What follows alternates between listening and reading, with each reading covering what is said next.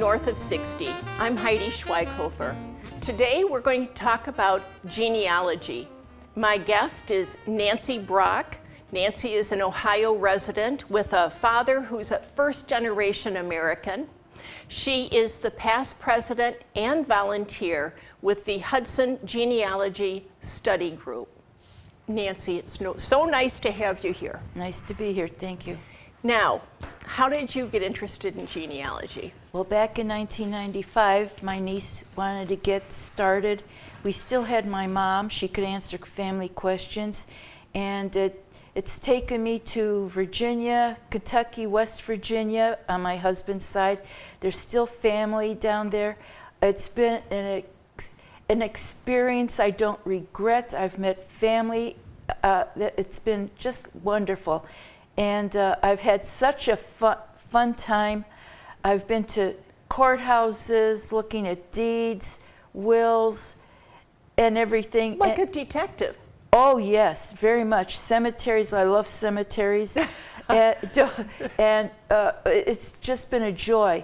And I want to teach my grandchildren and leave history for them. My father is first generation from Cuyahoga County. They're Bohemian. I've been to the Western Reserve Historical Society. They have on microfilm the foreign newspapers of the early 1900s. Oh, wow. I found obituaries in foreign languages, which I had translated. Yeah. It's been an adventure, to say the least. It sounds like it. Oh, yes. I found records that consist of the War of 1812, the Civil War. The libraries and historical societies and archives have been so helpful in researching. Well, we'll talk a little bit about how to go about, for the newcomer like me, how to go about finding our ancestry. Who do we have on the table? This is my third great-grandfather, John Sutton, born in 1824 in Virginia, died in 1862 in Virginia. He was a carpenter. One good way to start is to get a family group sheet. And you can find these samples in this book. Let's just do one book at a time. Okay. So this is a book. Now we're going to talk about what a family group sheet is, because I don't know what that means. All right. You start with yourself, and then you take in your father and your mother, then his father and mother, her father and mother, and it goes back for 5 generations. You list their birth, place of birth, marriage, place of marriage, death, place of death. But Nancy, what if we don't have that information? You know, both my parents are deceased. I know more about my father's family because I remember being a kid with his parents, but I don't know virtually anything about my mother's family. So how would I even begin something like that? Talk to family members, get their death, marriage, birth certificates if they're available. And where would one find those? Be specific. Courthouses. So we'd need to know the county in which they were married. That helps. Or in which they were born or died. Yes. So we would go to the county. Now what if we don't have that? Ancestry.com? Yes. Now you mean the test? Do you mean the document. DNA? No, not DNA. You can get the document, a copy of the document on Ancestry, on Family Search. Now, if you have a library card for the Hudson Library, you can go to the library, go into the archives, use your library card number, bring up Ancestry free. You have to subscribe to it. It is not free, but through the library it's free. Now, FamilySearch.org, one word, is free at home. You need a password. Write it down because you'll forget it. Isn't that the truth? I've been there, done that. And they have many, many, many records on their websites, and they're always updating. FamilySearch.org. One word.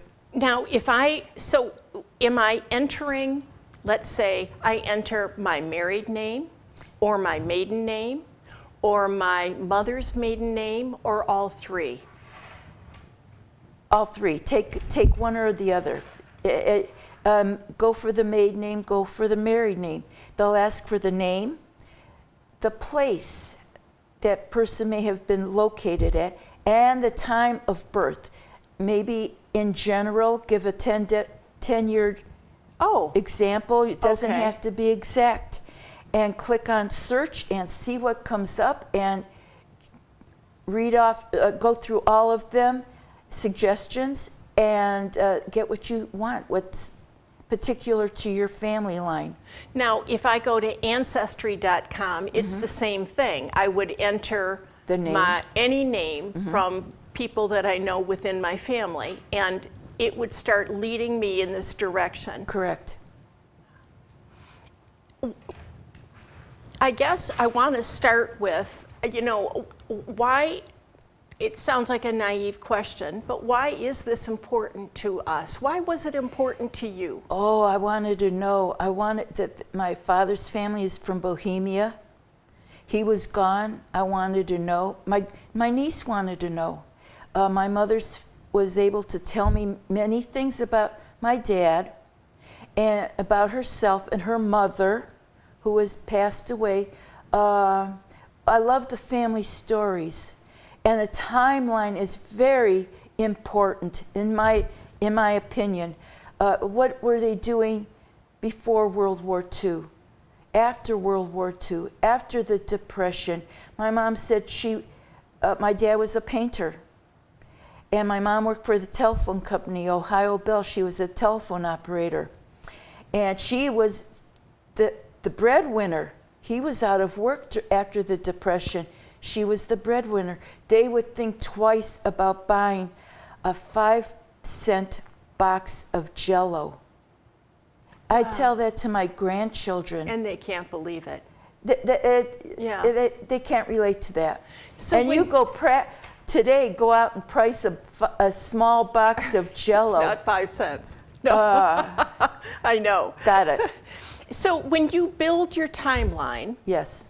you do it based on historic events I that find may that- or may not affect your family. For example, you could start with Civil War and then World War I, World War II, and so on. So that's how you build your timeline? I find it very helpful, yes. Why? It gives me a picture of my family. Where were you born? Where did you go to school? Where did you live? Did you play an instrument? Did you belong to any groups? Were you a Boy Scout or a Girl Scout? It gives you a fuller picture of, and go prepared with a list of questions and put them in a timeline. Where did you graduate from? Where were you married? Did you serve in the military? So now, Nancy, I think I'm confused about something. So my parents are deceased. My husband's parents are deceased. I think that what I am, other than these two websites, I'm not sure, how do I find out things like, did you play an instrument? Were you in the military? Was there a criminal in the family? How do I find those things out? What specific places can I go other than FamilySearch.org and County Courthouse? Or the courthouse, or Ancestry.com. It sounds like you went to all sorts of places. I did a lot of So most people footwork. need to do that? I did a lot of footwork. I had an uncle. He was willing to talk. Assume you have no relatives still on this earth other than your husband and current family, children and grandchildren. Tell me from that point, you have no one to ask questions of. You have to do it all on your own. I would hit the courthouses, look for deeds and wills. I would start with maybe birth certificates, obituaries. And those will all be recorded at a courthouse? Obituaries, no. I found them on microfilm. There is a website, Cleveland Library Obituary Index. Oh my. And that was fun. Enter a name, and a list of names will come up that are connected to the name you entered. Read them all, go through every one. It'll name family members. And But it's only for Ohio. yes, Cleveland. Okay. And at different time periods. You have to check the time periods. Search. What can I tell you? Just find. My mother was born in New Jersey. Ah. I know nothing about her family, and she's passed away. I know the city she was born in. You know her parents? No, You don't know her parents? no. I know the date, I know the year she was born, and I know the city she was born in. That's it. That's all I know. So now, with those two pieces of information, if I want to search for what's happened on my mother's side, how do I do that specifically? I would go to your father He's passed away also. and enter his name, place, New Jersey, time period, and hit search, and hopefully you go across all the notices, and one will be a marriage. And if it'll show, hopefully the document, print it off, keep it, and that'll give you a starting point. It should name his parents and her parents, his address, his Because he was occupation. in Michigan and my mother was in New Jersey, and they met in the war. Go for your father. And follow his back. Yes. And then look for the marriage It'll certificate. lead to her. Yes. Good luck. What an interesting way to go about this. How far back do people end up going with ancestry? I mean, do people go back to? I always hear about the daughters of the American Revolution, and DAR. you know they. Yeah. But how? If I could, I go back to the founding of the colonies. How far back can one go, and what is realistic? I guess I should say. I'm in the 1700s in Virginia. My father's parents came over in 1903. I have a passenger list. My grandmother came through Ellis Island with a little girl, Aunt Betty. My grandfather came separate through Canada. There are passenger lists you can find. Enter the name. Good luck. How many Joe Ovaseks are there? There's different spellings. It went from Ovchacek to Ovasek. Because of Ellis Island and the changing of the names They just decided not to try to spell drop it or one pronounce letter. it. Yeah, yeah. And the Virginia line is interesting. Let me go back to the Czechoslovakia. I found the obituary in the paper. I did my homework. There is a book in the Hudson Library that has a form letter that you can fill out in English, send it off to the Prague archives, do your homework, send copies of what you have. I even had my grandmother's passport that my dad had saved, and for some reason, Lord only knows why, I've got it. Gave the town her date of birth, and I sent it off to the Prague archives with an estimate of how much I wanted. I wanted a translation. I didn't need a document. I just wanted a running account. And in a matter of weeks, those Catholics keep good church records. Say what you want. They sent me back to the 1700s, occupations, births, No marriages. kidding. No. They sent me place of death, occupation. It was awesome. I bet. I ran to the bank, got a bank's check. mailed it off. They mailed me my documents back in no time. They loved that was in the 1990s. They loved the American dollar. I had a chance to go to the Czech Republic in 2000 with a couple of friends, and I extended my stay at a bed and breakfast. That was awesome. They took me to the address of my grandmother's family, and lo and behold, there's a cousin living there, Ludmilla, who's younger than I am. We communicate with a translator and exchange Christmas items. How lovely. Our granddaughters are communicating with each other. I get chills thinking about this. Oh, this is wonderful. It is. And when I met her, she gives me a double take. A cousin from where? Had no idea I existed. Well, and I would imagine I have family out there in You'll find out. various countries that I didn't know. There's naturalization papers. Now, where would one find those? Well, a cousin had the original, and she gave them to me. But they're online. Ancestry. So it sounds like you keep going to three things. Doing some footwork to a courthouse. Yeah. Then FamilySearch.org and Ancestry.com. Yes. Those are the ones. Where would I find military records? I know my grandfather was in World War I. My parents were in World War II. I have some knowledge of that. But if I wanted to learn more about where my grandfather was stationed, for example, and so on, where would I find that? There at the Hudson Library is a website, Fold 3, that they subscribe to. Fold 3. Yes. F-O-L-D and the Correct. number 3? Yes. They subscribe to it so you can go there and not pay for it. Use your library card. It is strictly military records, especially Civil War. And No kidding. Enter the name and see what pops up.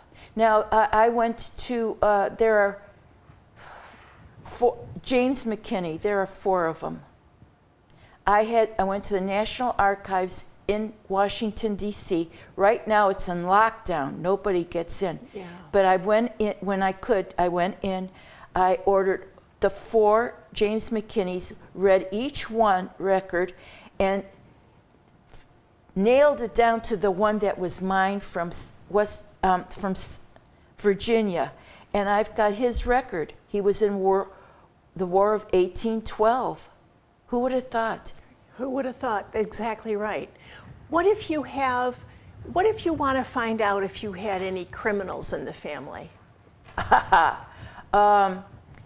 They took censuses of prisoners, prisons, jails, orphanages, asylums.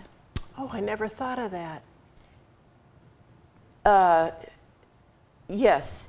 All of those institutions. Yes. So those all had a census attached to them. In 1900, in New York City, they censused the jail. I love that 1900 census. It's very informative. Would I find that again on one of these 2 websites, possibly, Ancestry.com, for example? You enter the name and see if he comes up on a farm, in a jail, in a hospital. I had, according to my grandfather, we had a horse thief in the family who came down from Canada and then was going to be jailed.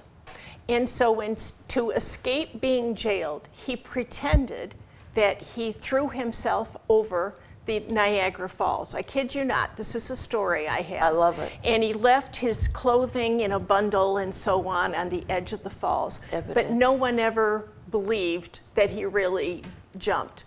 And I've always wondered if that is a true story or a lot of malarkey, or, you know, if there's like a half-truth in there. And I wouldn't have the slightest idea. My grandfather's name, I guess, and Canada, that would be the only thing I'd be able to there's a chance it could have been in the newspaper.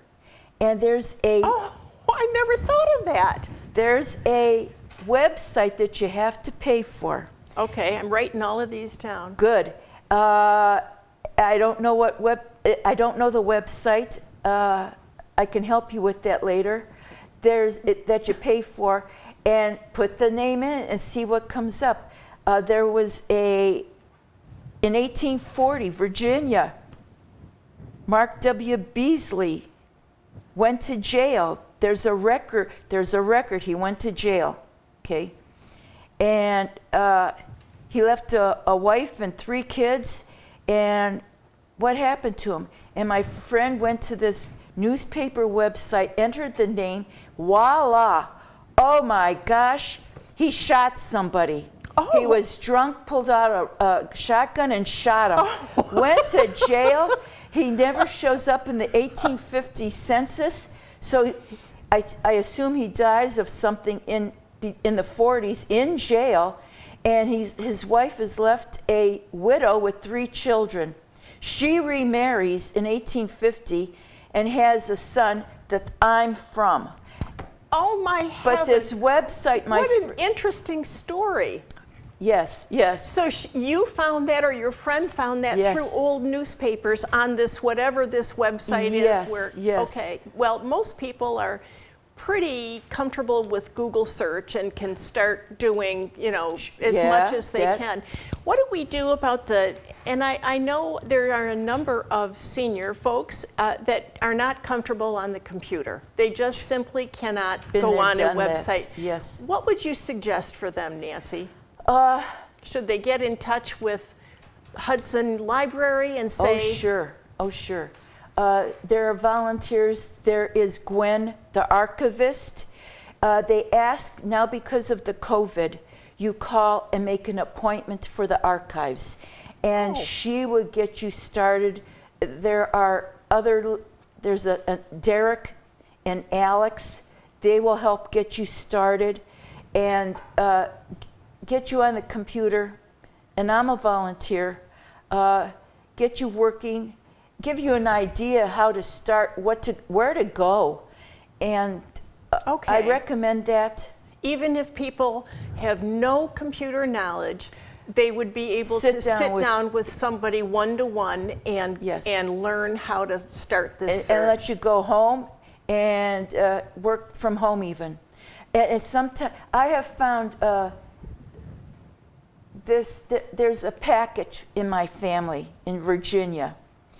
I entered Google Gabriel Packet, Richmond County, Virginia, clicked on it, and it gave me a packet line, generation to generation, when they were born, who they married, when they died.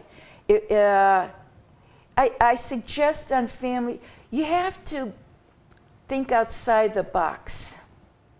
Okay. Does everything you hear, everything you find on Ancestry, everything on a tombstone, who's giving that information? Everything on a census, who's entering that information? The guy that lives downstairs of a 2-family home? Is it the farmer, the drunk that they hired to go on his horse and take on scrap paper the information? Because the farmer next door was out in the field, so they're asking the next farmer, and it's scribbled, and he takes it to the courthouse, and they've got to transcribe it to the record. And the scribbling, how many ways can you spell Osborne? I don't know. I bet a lot. It's the same way you can spell Schweighofer, believe me. There you go. My mother's maiden name was C-A-P, Cap. But there was a hot check over the C.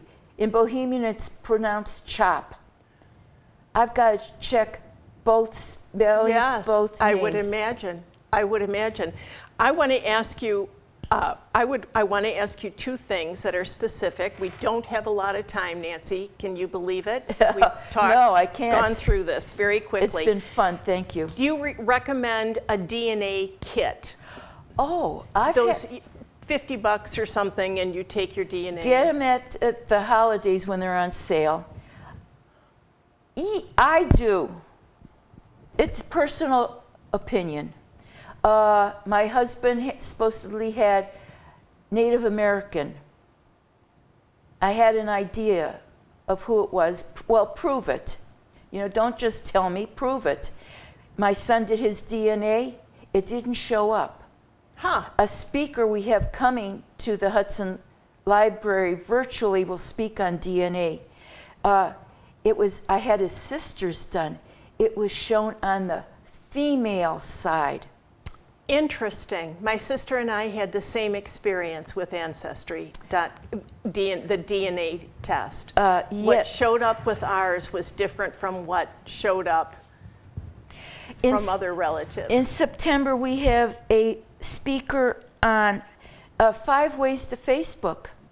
And in October, we have DNA speaker. And November 13th, we have a speaker on beginner Polish genealogy, beginning your Polish genealogy. Oh. You can go to the Hudson Library and Historical website and find out when those are and where they are. And sign up for virtual. Good. Registration. Yes, thank you. Good. Good. Last question. Why do you, in your opinion, and your enthusiasm is wonderful. It really is. It makes me want to go out and start looking. But why do you think it's even important for a person today to do this, to search for their ancestry? It helps me understand my family. It helps for where they're from, what their background was, and I can tell my grandchildren.